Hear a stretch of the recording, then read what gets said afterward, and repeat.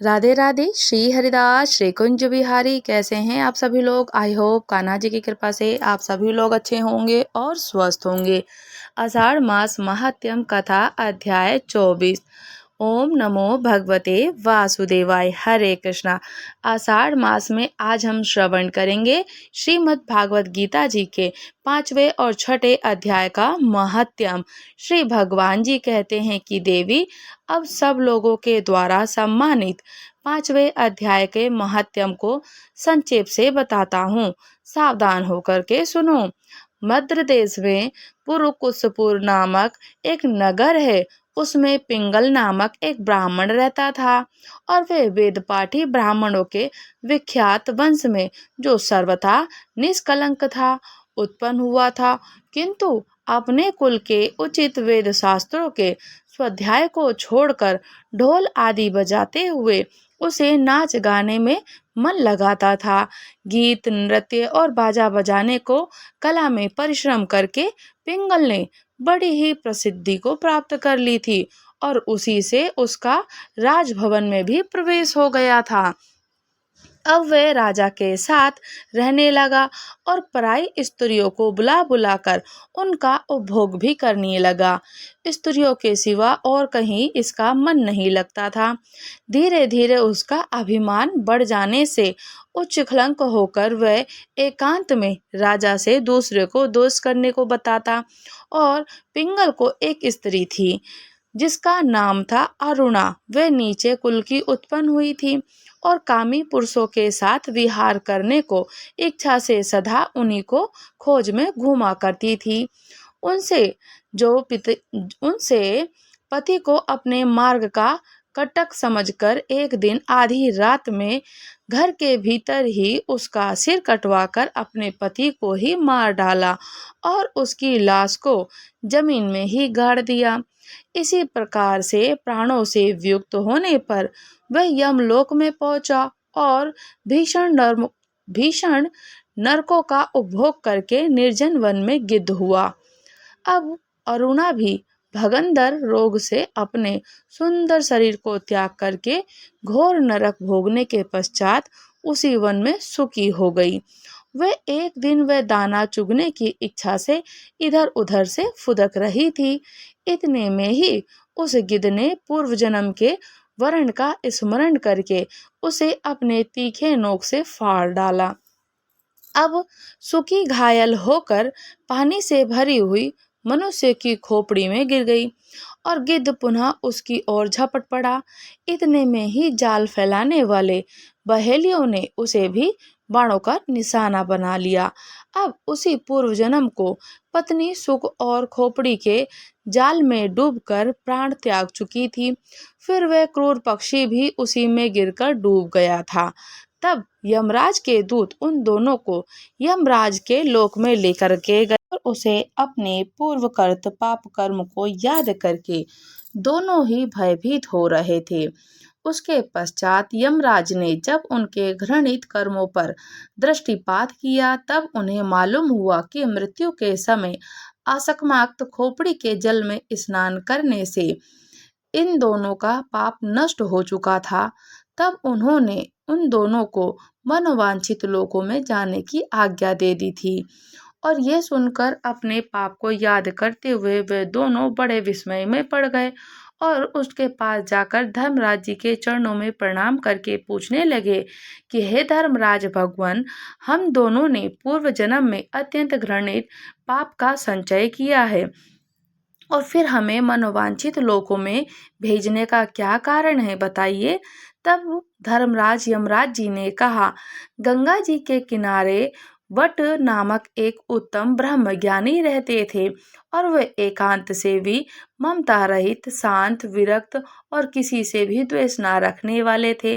प्रतिदिन गीता के 5वें अध्याय का जप करना उनका सदा का नियम था और 5वें अध्याय को श्रवण कर लेने पर महापापी पुरुष भी सनातन ब्रह्म का ज्ञान तत्व प्राप्त कर लेता है और उसी के पुण्य के प्रभाव से शुद्धचित्त होकर उन्होंने अपने शरीर का परित्याग किया था और गीता जी के पाठ से उनका शरीर निर्मल हो गया था, जो आत्मज्ञान प्राप्त कर चुके थे।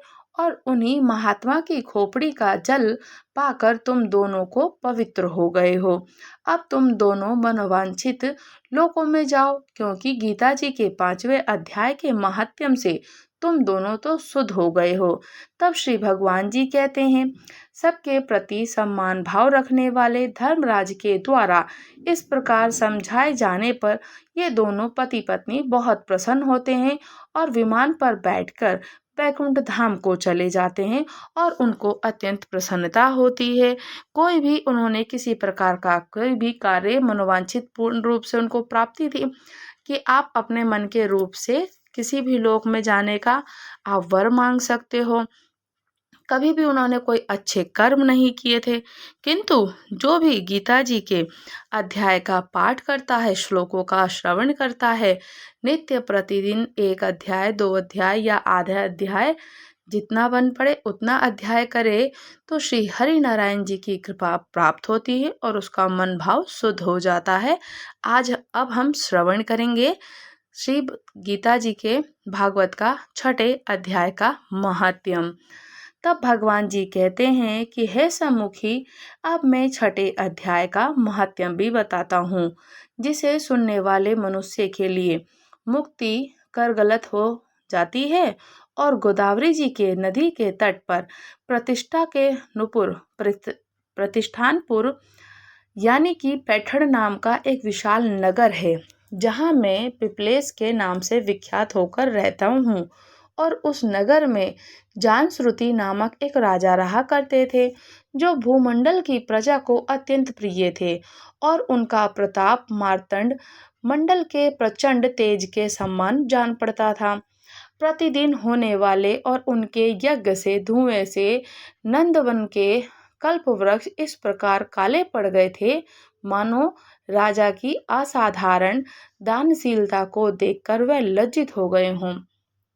और उनके यज्ञ में प्राप्त पुरोडास के रस स्वादन से सदा आसक्त होने के कारण देवता लोग कभी प्रतिष्ठानपुर को छोड़कर बाहर नहीं जाते थे और उनके दान के समय छोड़े हुए जल को धारा प्रताप रूपी तेज और यज्ञ के धुएं से पुष्ट होकर मेघ ठीक समय पर वर्षा भी करते थे। अब उस राजा जी के शासन काल में इंद्रियों में खेती होने लगी। 6 प्रकार के उपद्रव के लिए कहीं थोड़ा सा भी स्थान नहीं मिलता था और अच्छी नियुक्तियों का सर्वस्त्र प्रसार होता भी था। और वे बावली कुएं पोखरे खुदवाने के बहाने मानो प्रतिदिन पृथ्वी के भीतर की निधियों का अवलोकन करते थे।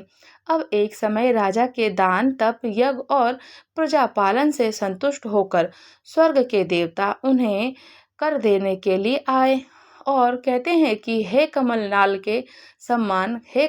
के सम्मान उज्जवल हंसों का रूप धारण कर अपनी पांखें फैलाते हुए और अपनी पंखों को हिलाते हुए आकाश मार्ग से चलने लगते हैं और बड़ी उतावली के साथ उड़ते हुए वह भी हंस पर बातचीत करते हुए उनके साथ जाते हैं और उनमें भाद्रस्व आदि 2-3 हंस वेग से उड़कर आगे निकल आते हैं। तब पीछे वाले हंसों ने आगे जाने वालों को संबोधित करके कहा, अरे भाई भाद्रस्व, तुम लोग वेग से चलकर आगे क्यों हो गए हो? ये मार्ग बड़ा दुर्गम है, इसमें हम सबको साथ मिलकर चलना चाहिए। क्या तुम्हें दिखाई नहीं देता कि ये सामने ही पुण्यमूर्ति महाराज जानश्रुति का तेजपुंज अत्यंत स्पष्ट रूप से प्रकाशमान हो रहा है और उस तेज से भस्म होने की आशंका है, सावधान होकर के चलना चाहिए। तब पीछे वाले हंसों के वचन सुनकर आगे वाले हंस पड़ते हैं और उच्च स्वर से उनकी बातों की अवहेलना करते हुए बोलते हैं, अरे भाई, क्या इस राजा का तो जानता तेज ब्रह्मवादी महात्मा रौरव के तेज से भी अधिक तीव्र है। हंसों की ये बातें सुनकर राजा जानश्रुति अपने ऊंचे महल की छत से उतर गए और सुखपूर्वक आसन पर विराजमान हो गए। अपने सारथियों को बुलाकर बोले, जाओ महात्मा रैरव को यहाँ ले आओ।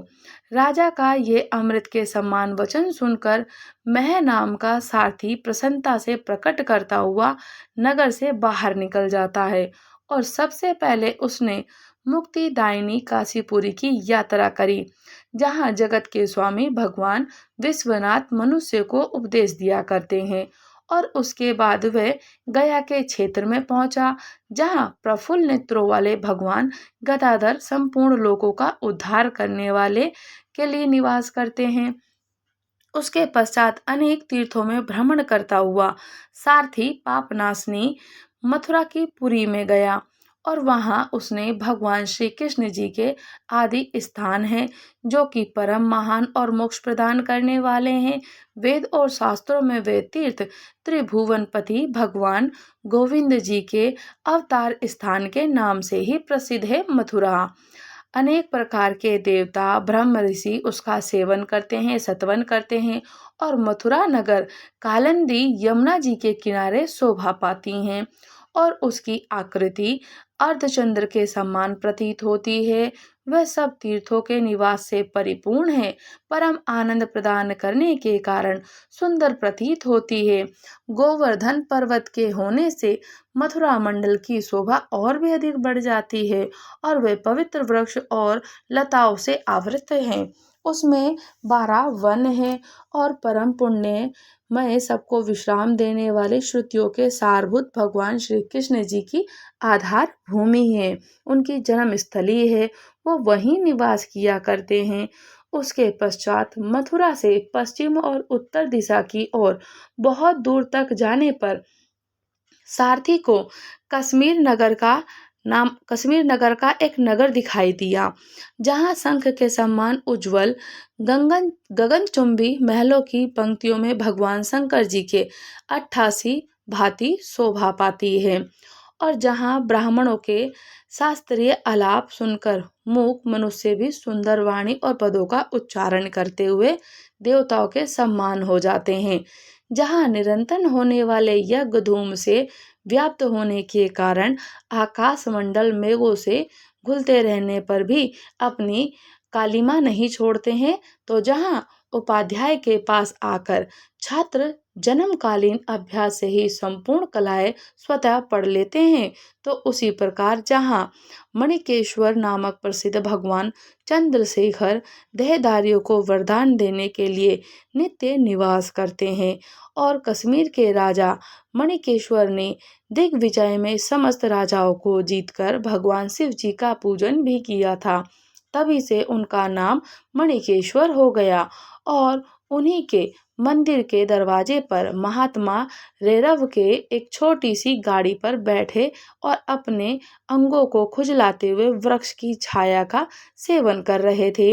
अब इसी अवस्था में सारथी ने उन्हें देख लिया और राजा के बताए हुए विभिन्न चिन्हों से उनसे शीघ्र ही रौरव को पहचान लिया और उनके चरणों में प्रणाम करके कहा कि ब्राह्मण, आप किस स्थान पर रहते हैं और आपका पूरा नाम क्या है? आप तो सदा स्वच्छंद रहते हैं और विचरने वाले हैं, फिर यहाँ किस लिए ठहरे हैं और इस समय आपका क्या करने का विचार है? तब सारथी के वचन सुनकर परम आनंद में निमग्न महात्मा रैरव ने कुछ सोचकर उससे कहा कि हम पूर्ण काम हैं, हमें किसी वस्तु की आवश्यकता नहीं है और कोई भी हमारी मनोवृत्ति के अनुसार परिचय कर सकता है। रैरव के हार्दिक अभिप्राय को आदरपूर्वक ग्रहण करके सारथी धीरे से राजा के पास चल दिया और वहां पहुंचकर राजा को प्रणाम करके उसने हाथ जोड़कर सारा समाचार निवेदन कर दिया। उस समय स्वामी जी के दर्शन से उसके मन में बड़ी ही प्रसन्नता हुई और सारथी के वचन सुनकर राजा जी के नेत्र में आश्चर्य से चकित हो उठते हैं। उनके हृदय में रैरव का सत्कार करने की श्रद्धा जागृत हो जाती है। उन्होंने 2 खचरियों से जुती हुई एक गाड़ी लेकर यात्रा करी और साथ ही मोती के हार, अच्छे अच्छे वस्त्र और एक सहस्त्र गाय भी ले ली थीं। अब कश्मीर मंडल में महात्मा रैरव जहाँ रहते थे, उस स्थान पर पहुंचकर राजा ने सारी वस्तुएं उनके आगे निवेदन कर दी और पृथ्वी पर पड़कर साष्टांग दंडवती करी। महात्मा रैरव महात्मा रेकव अत्यंत भक्ति के साथ चरणों में गिर पड़े और राजा श्रुति कुपित हो उठे और बोलते हैं कि शूद्र दुष्ट राजा है, और क्या तू मेरा वृतांत नहीं जानता? ये खच्चरों से जुती हुई अपनी ऊंची गाड़ी ले जा, ये वस्त्र, ये मोतियों के हार या ये दूध देने वाली गाय भी स्वयं ही ले जा। इस तरह आज्ञा देकर रेकव ने राजा के मन में भय उत्पन्न कर दिया। तब राजा ने श्राप के बस से महात्मा रेकव के दोनों चरण पकड़ लिए और भक्ति पूर्वक कहा कि ब्राह्मण, मुझ पर प्रसन्न हो जाइए। भगवान, आप में ये अद्भुत महात्मा कैसे है और आप ये अद्भुत महात्म्य कैसे आया? प्रसन्न होकर मुझे ठीक ठीक से बताइए। रेकव ने कहा, राजन, मैं प्रतिदिन गीता के छठे अध्याय का जप करता हूँ। इसी से मेरी तेजोराशि देवताओं के लिए भी दुसहनीय है। और परम बुद्धिमान राजा जानश्रुति ने यत्न पूर्वक महात्मा रेकव से गीता के छठे अध्याय का अभ्यास किया। इसी से उन्हें मोक्ष की प्राप्ति भी होती है। इधर रेकव भी भगवान मणिकेश्वर के समीप मोक्षदायक गीता जी के छठे अध्याय का जप करते हुए सुख से रहने लगते हैं और हंस का रूप धारण करके वरदान देने के लिए आए हुए देवता भी विस्मित होकर स्वेच्छा के अनुसार चले जाते हैं। और जो मनुष्य सदा इस एक अध्याय का जप करता है, वह भगवान विष्णु जी के स्वरूप को ही प्राप्त होता है। और इसमें कोई तनिक भी संदेह नहीं है, वो सदैव ही वैकुंठ धाम को ही जाता है और ठाकुर जी का सानिध्य ही प्राप्त करता है। जो भी गीता जी के अध्याय को श्रवण करता है, एक अध्याय, दो अध्याय या जितना हो सकता उतने अध्याय का श्रवण करता है, तो ठाकुर जी की ही कृपा प्राप्त होती है और अच्छे अच्छे से लोगों का उद्धार हो जाता है। चाहे उन्होंने ब्रह्म हत्या ही क्यों ना करी हो, उनके ब्रह्म हत्या के पाप भी नष्ट हो जाते हैं। गीता जी का अध्याय सतवन श्रवण अवश्य करना चाहिए। आषाढ़ मास में जितना हो सके दान, पुण्य, तप और जप कीजिए। श्री हरि नारायण जी को अत्यंत प्रिय है। उनकी प्रसन्नता के लिए आप उनको शीतलता प्रदान करने के लिए ठंडा जल समर्पित कीजिए, सुगंधित फूलों को समर्पित कीजिए, सुगंधित इत्र, बेला, चंदन, रूह इत्र का आप उनको खस के इत्र का जरूर उनको सेवन कराएं, जरूर उनकी इत्र की सेवा करें। ठाकुर जी को शीतलता प्रदान होगी और ठाकुर जी को हरि चंदन भी अत्यंत प्रिय है, तो आप उनको प्रसन्न करने के लिए ये सारे कार्य कर सकते हैं। राम नाम का उच्चारण कर सकते हैं। आषाढ़ मास महात्म्य कथा अध्याय 24 समाप्त हुई। राधे राधे। श्री हरिदास श्री कुंज बिहारी। अगर आप लोग हमारे चैनल पर नए हैं तो चैनल को लाइक, शेयर, सब्सक्राइब करना बिल्कुल ना भूलें और मुझे कमेंट्स करके ज़रूर बताइएगा, क्या आप लोग भी आषाढ़ मास में या किसी भी मास में श्री गीता जी का अध्याय अवश्य करते हैं। राधे राधे। श्री हरिदास श्री कुंज बिहारी।